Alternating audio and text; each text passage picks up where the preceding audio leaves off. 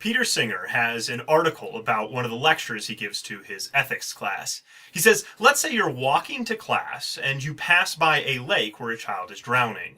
Do you have the ethical responsibility to jump in the water, get yourself wet, miss class to save this child's life?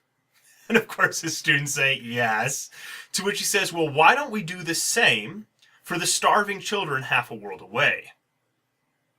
In fact, he says, we have a global ethic that requires us to live in certain ways so that we can save more people's lives for the cost of a pair of shoes.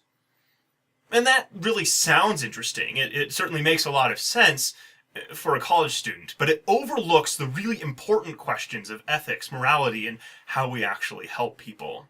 So let's challenge that a little bit.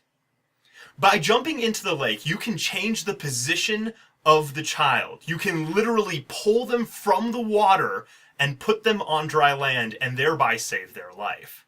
This is very different from taking $20 and sending it to somebody overseas.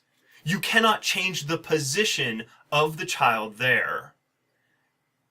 There are countries that have been at war for longer than you have been alive.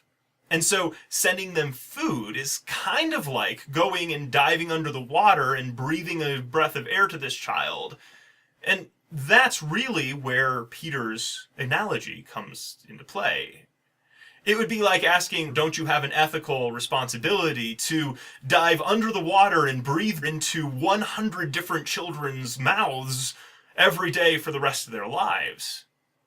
Well, maybe we do have a moral, ethical responsibility for fixing that kind of situation, but the situation, the position is the problem, not the fact that we are lazy people who don't want to send $20 to solve a problem. Because if we could solve the problem for $20, we absolutely would. This is where the idea of a global ethic becomes so paralyzing. We can't actually change the position of these children in these horrible situations. This is why I really prefer the way that Jesus answered the question of who should we help.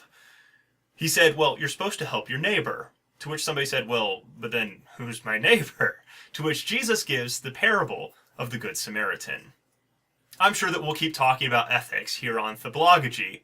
Thanks so much for watching, and let's keep learning together.